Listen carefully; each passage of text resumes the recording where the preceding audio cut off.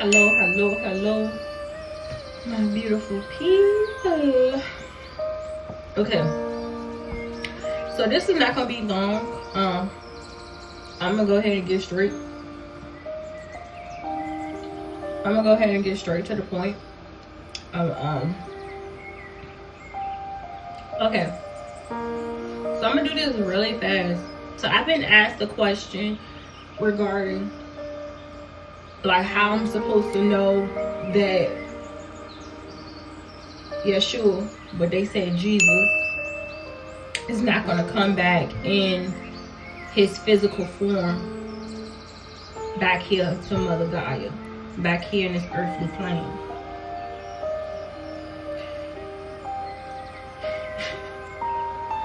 I'll explain this to the person that asked this question and to anyone who may have the same inquiry regarding the life of Yeshua.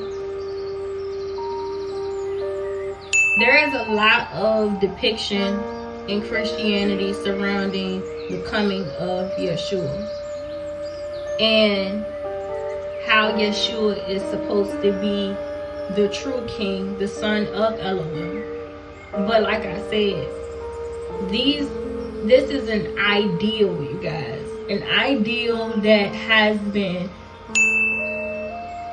created, that has been centered around the origin of control. Controlling the mind in order to control the body, in order to control the spirit. A lot of the text that is written in the Bible is concerning the solar and the cosmic system of the universe, having to do with the atmosphere that makes up the earthly plane that is still being explored and discovered. There has been a lot that has been discovered that has yet to be readily available to the public. And you guys may ask me, how do I know this? And I'm going to tell you, I know based off of, because of what I know in my research, not only my research, but confirmation of other individuals that can break down to you guys in a way that makes more sense than you just reading this Bible, which is why a lot of people that read the Bible, they still get confused because the Bible does not make sense. It is coded text that's put into story form to give people an ideal that most of the situations and storylines that are foretold in the Bible is concerning something of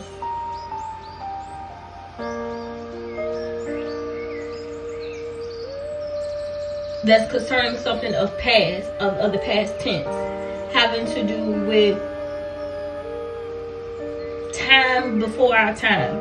And while there are certain stories that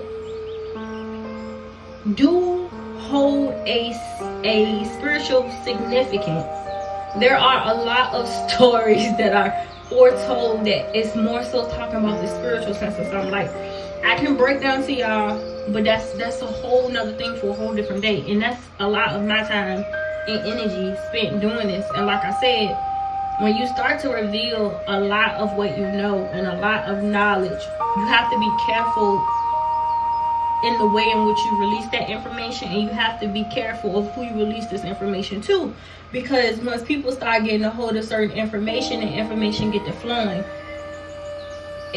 you can't take it back. And if the wrong person get their hands on it, I then will be responsible for releasing such information to the masses, knowing that I was given this information in confidence. Confidence from my Father, confidence from the Holy Spirit, confidence from my ancestors to guard this information, because it's part of my spiritual mission. That's why I'm here on Mother Gaia. It's something that I've taken the time out to search, to seek, and to find relentlessly, because I'm a person that like to get to the bottom of the truth.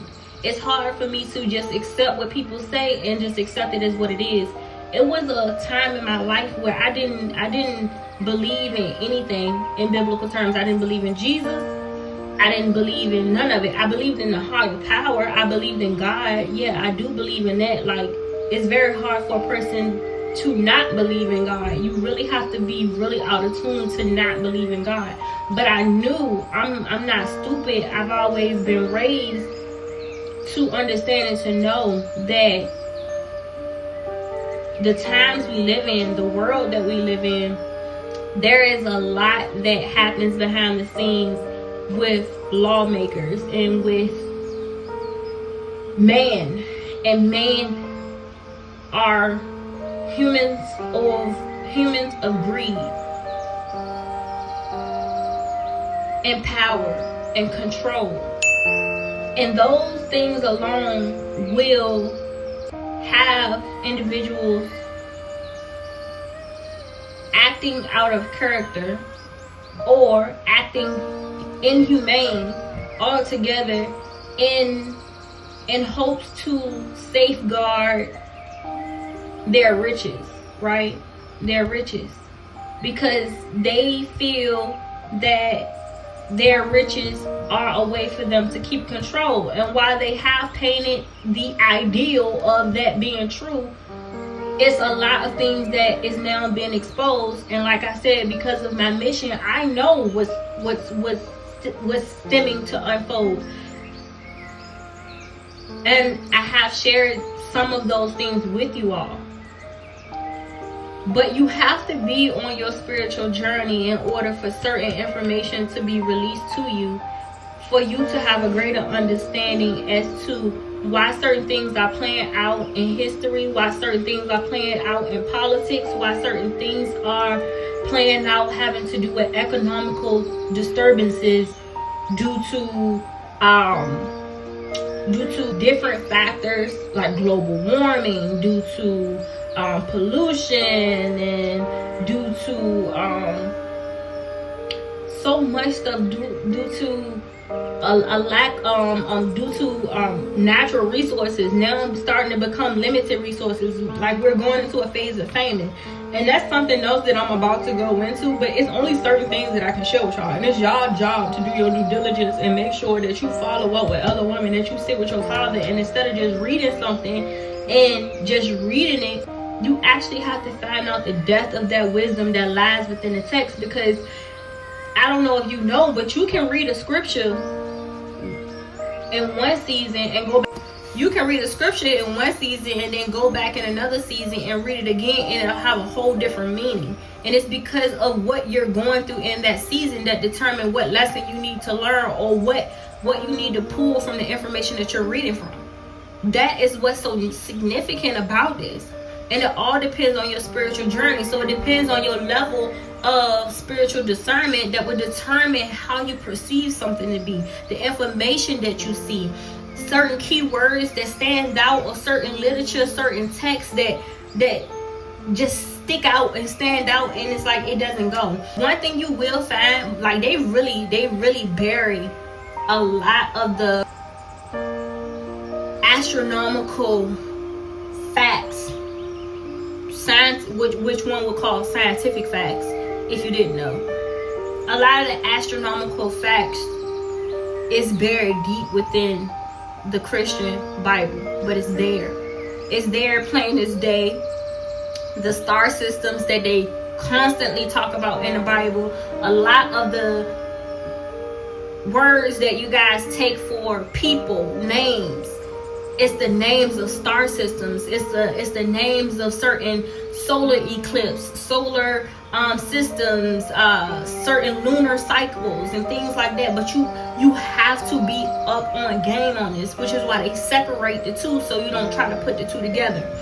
Now, I'm gonna tell y'all something. I'm gonna give y'all a little gem. Each religion focuses on a certain specific study, which is why they have theology, right? They have theologians who study biblical texts, and they break down the text because they're exploring, they're searching for information, for lawmakers, for governments to be ahead, 10 steps ahead of the people, and figuring out what cycle we're moving into so they can be able to forecast some of the things that we may come in contact with. This is something that they'll never tell you, though. A lot of theologians who study theology, they are not just studying it just for this. They done already did this. They most of them, their forefathers wrote this out, so they know. But it's for them to go through it and kind of determine the cycle that we're going in, to kind of determine and forecast what it is that lawmakers and politicians need to know in order to determine how certain things are going to play out, and what plan of action they need to take in order to be able to keep control of the masses, and to also be ahead of whatever comes our way, whether it be with dealing with things in the atmosphere, having to do with like weather, whether it has to do with like weather, whether it has to do with spiritual warfare, whether it has to do with like resources, whether it has to do with like certain significant time frames and timelines that play a part in like big events, like big historical events that's taking place. So astronomy is a big factor in connection with science and how everything play a factor in having to do with life, period. Everything in life is spiritual. But you guys don't know this. You guys don't understand this. You think that every subject is just a subject and you just learn this. Math also plays a part into it. Mathematics it helps with signs and synchronicities too. Mathematics go along with astronomy because it helps them to determine how something gonna play out and when it's gonna play out. They can also determine who you are as an individual and calculate everything having to do with you your gifts and everything connected to you based off of mathematics. And you will see a lot of that play out. Now, having to do with mathematics and astronomy, you will find it really more so in the Islamic and Muslim cultures and religions, where they focus a lot on mathematics and astronomy. It's there, and their look on things is not so much from a separation as this is God, this is Son, this is the Holy Spirit. It's more so like everything is within self. And that kind of aligns a little bit more with having to do with like religions like Buddhism and Hinduism. They focus more on self-mastery too. But it all has its own connotation to it. It all has its different focus area in certain things, and they take one thing away and they put it with something else. So one may focus more on self-mastery and they believe in many gods, right? And while there are many gods, because I'm a god, you a god, we all are gods, it is not our job to worship other gods, to praise other gods, but the God, Elohim, Yah, the sovereign Lord, the creator, because he's the only one that deserves praise because he created us all. So why give our praise and worship to something that was created by the creator? All worship, all praise belongs to Elohim, the Most High, Yah.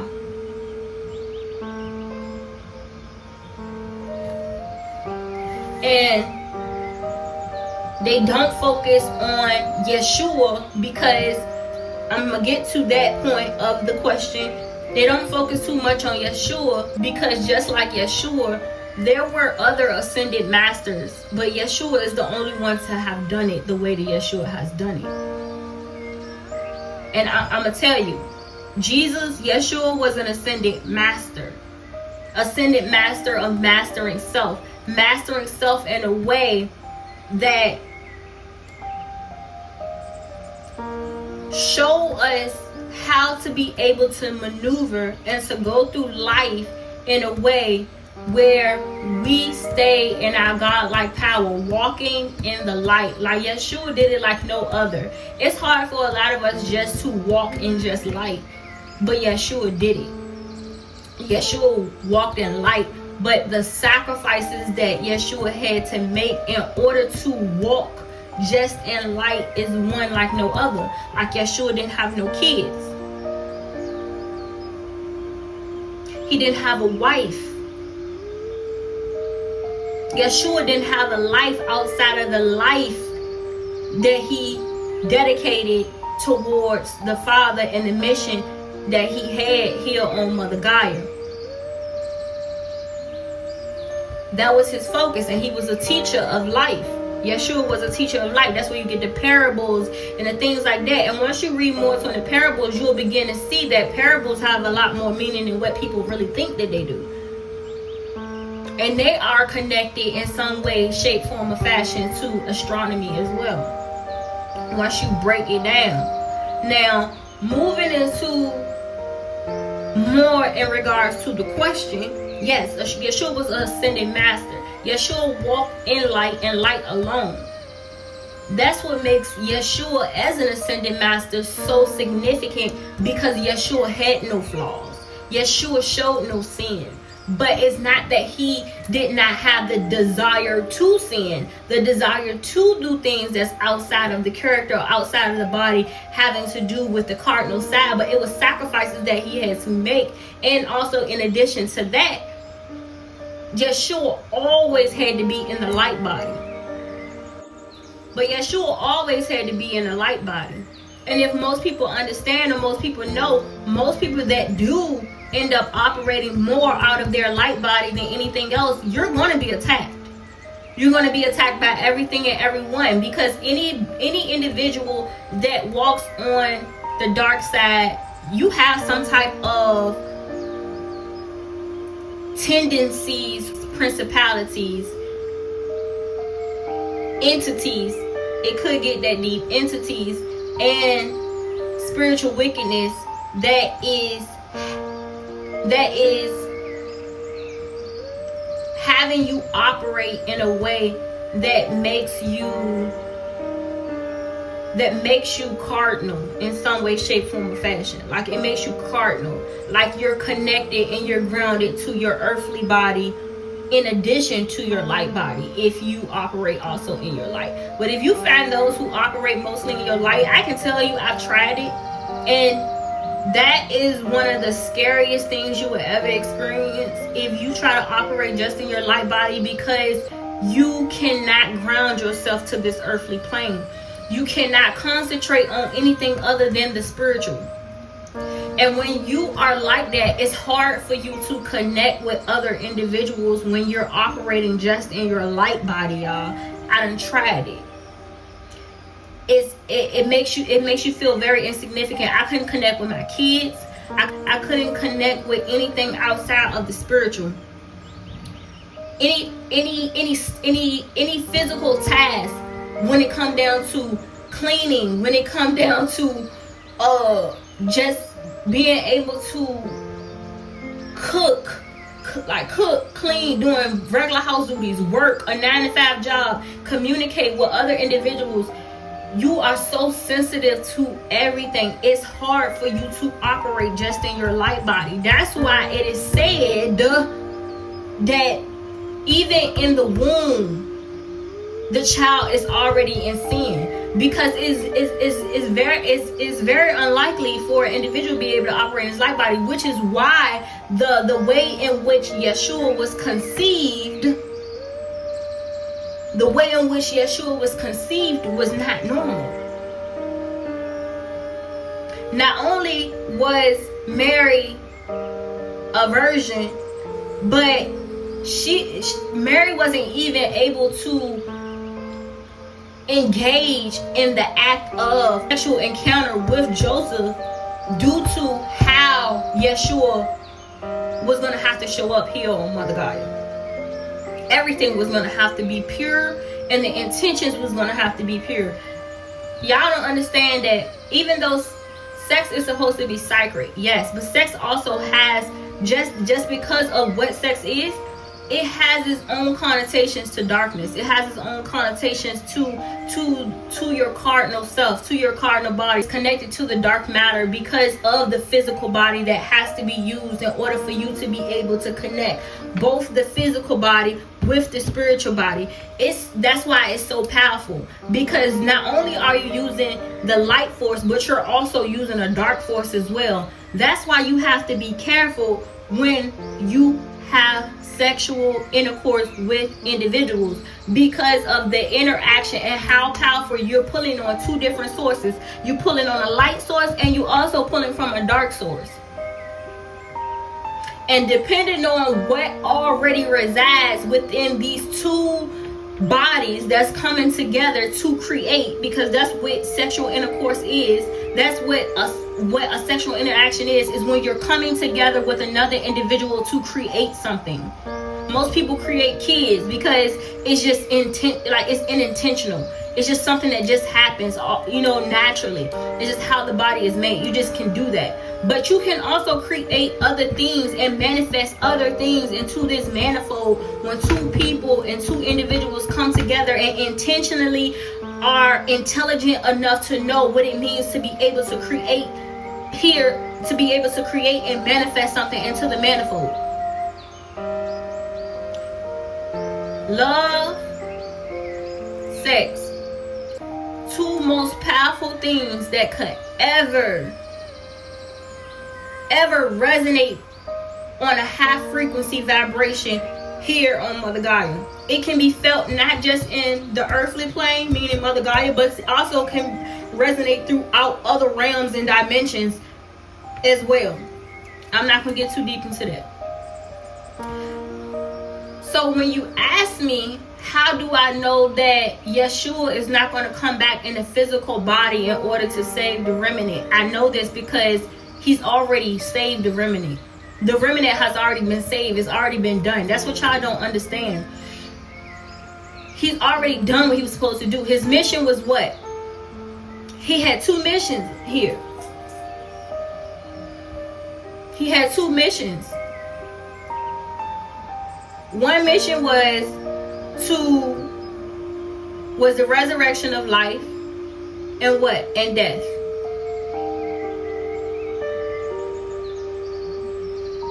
The resurrection of life and death. Him down on the cross was the resurrection of death. And when he resurrected from the dead and came back, it was more so like that was the beginning. And I'm gonna break it down. Hopefully you can catch it. He's an ascended master. An ascended master is a person that is self-mastery. Self-mastery to the point that they have basically been able to control anything mental, emotionally, physically, and spiritually within all four and all four aspects of these areas. Anything within these four aspects, he was able to conquer, overcome, to keep a well-balanced mental state of mind, emotional state of mind, physical and spiritual. He stayed connected to Elohim, and he stayed connected to Mother Gaia. But he operated so much in his light body that the mission that he had was so powerful, and he was able to be resurrected from death and to allow for anything and anyone connected to him also to be resurrected from death. Breaking off what was cursed to mankind when Eve decided to eat from the tree of knowledge of good and bad. And I can get more into that too.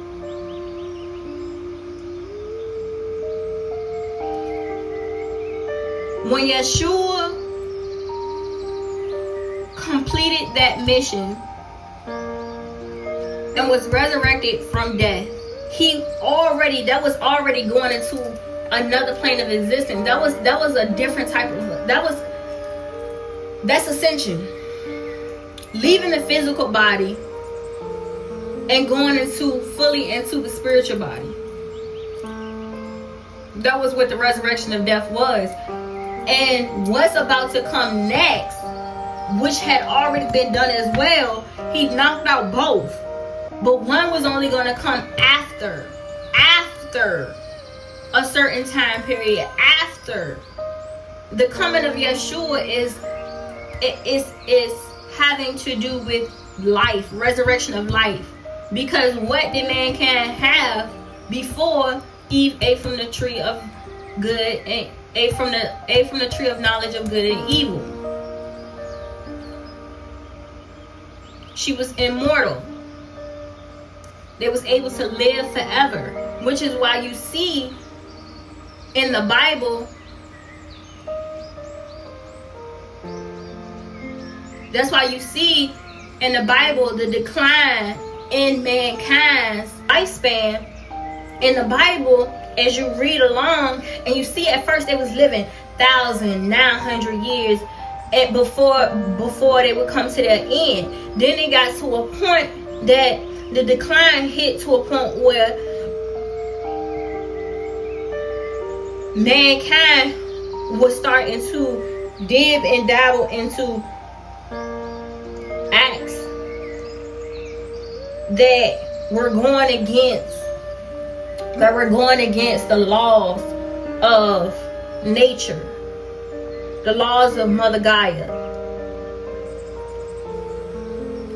And this is where you get people, they try to thrive so much within divination and and occultism and but y'all don't have no idea of what divination and occultism and witchery and all of this stuff really is. A lot of this stuff of what people in modern day times label as occultism, witchery, and things of that sort and that nature, it is nowhere near. Those are just acts of just ancient times. Like, that's just how ancient living was. That was something that was already in place.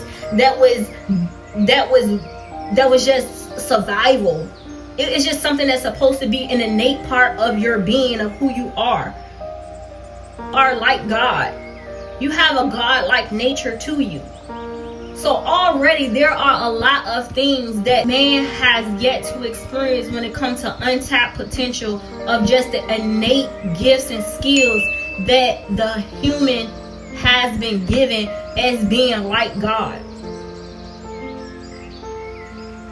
But but what's not being understood, there were certain actions that were taken back in that day and that time that crossed boundaries and lines of spirituality, spiritual boundaries, spiritual laws, and the commandments and the commandments and principalities that Elohim put in place for man not to cross when it comes down to tapping into things that harms another individual's mind, body, and spirit. And everything has an intention behind it. That's what makes it good, and that's what makes it evil. The intentionality that is set within it is what makes it evil, is what makes it bad.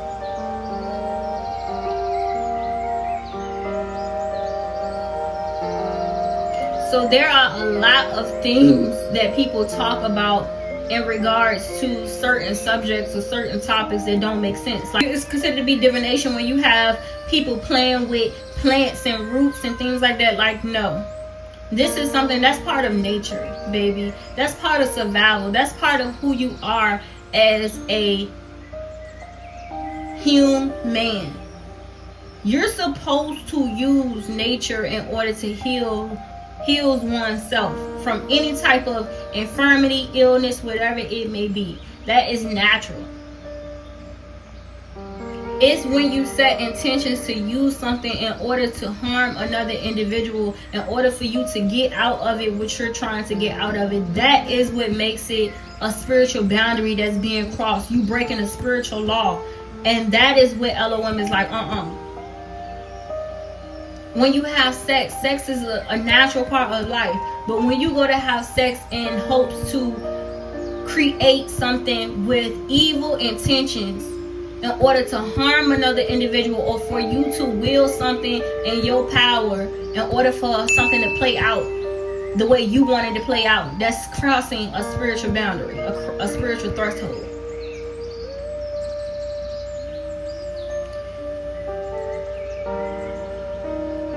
It's something that I do want to talk to y'all about, but I'm not really going to get too much into that. But as I was stating before, Yeshua is an ascended master, but an ascended master like no other, which what makes Yeshua so special, because he operated fully out of his light body and not out of his cardinal self. You talk when you think about, and they give you kind of the description how much Yeshua sacrificed in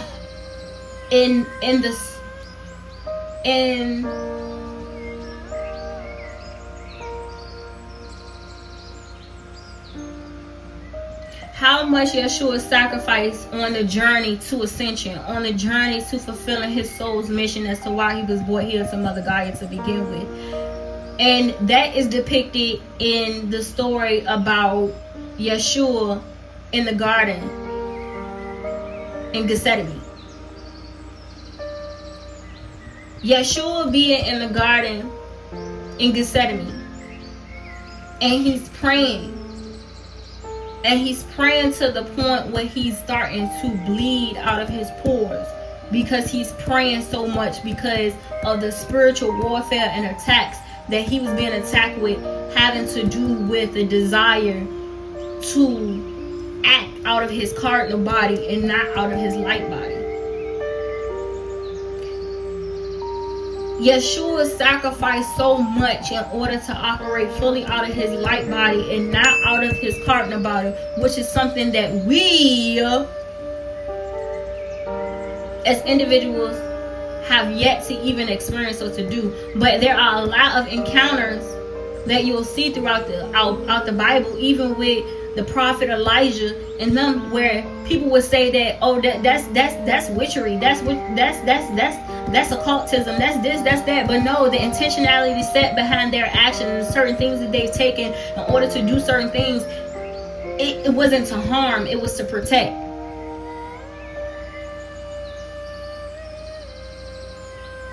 You could say, people could say that Elohim is dark because he was telling the Israelites to go into each tribal land and to slaughter any child, any woman, any man that was acting outside of his laws, commandments, and principalities.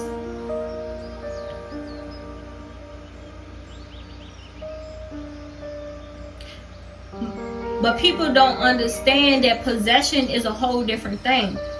The body is one thing. The body is what contains the spirit. It matters what's inside the body. It don't matter what's outside the body. It matters what's inside the body. What's in that spirit. What resides in that temple.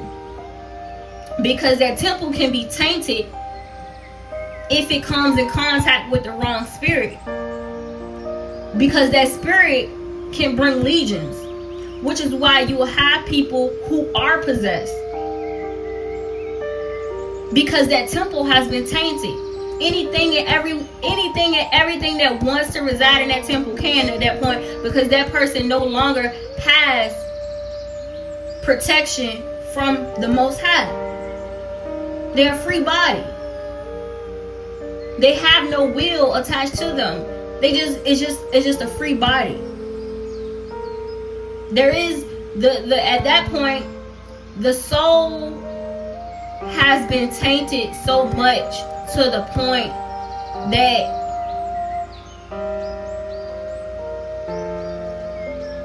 it's being grounded in darkness. And the only reason that soul still has to reside in that body is because nothing can take possession over something that's not in it. It has no life in it. The soul is just a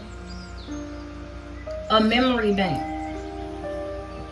It's what holds your memories of the past, and is making new memories from your present. It's a memory bank. It's an internal memory bank. That's what your soul is. That's all it is. It keeps record of your past lives and the life that you are currently living. That's why even if somebody is being possessed, the soul is still there, keeping record of the lesson, the encounter. It has to imprint on the soul, because that is the record keeping. That is the record keeping function that's operating within the internal body.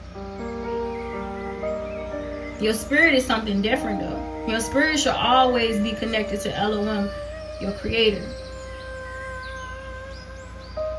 Your spirit should always be connected to Elohim, your creator.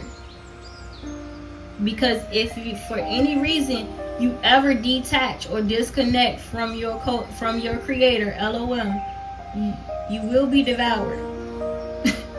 It ain't too much. You will be devoured. That's why it's so important for you to, I'm not even gonna say believe, but to have faith in Elohim. So even when you going through stuff and you disappointed or you mad or you got disagreements with Elohim, to still make sure you give him praise and still make sure you give him worship regardless of what you're going through.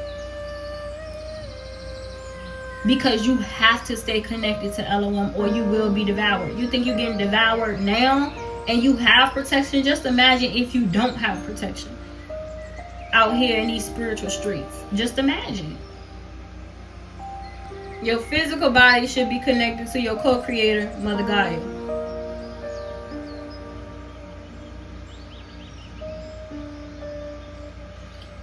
There are protocols, spiritual protocols in place to keep you protected mentally, emotionally, physically, and spiritually. If you defy those laws, if you step over those boundaries and step into unknown territory and don't know what you're doing, don't know what you're playing with, don't know what you get yourself into, depending on who your ancestors is and depending on if Elohim allows for you to be saved, allow for you to have allow for you to be redeemed and delivered, will determine how your path goes. It all depends on what lesson you need to learn and how much Elohim has tried to warn you in regards to the steps that you're taking in regards to your path.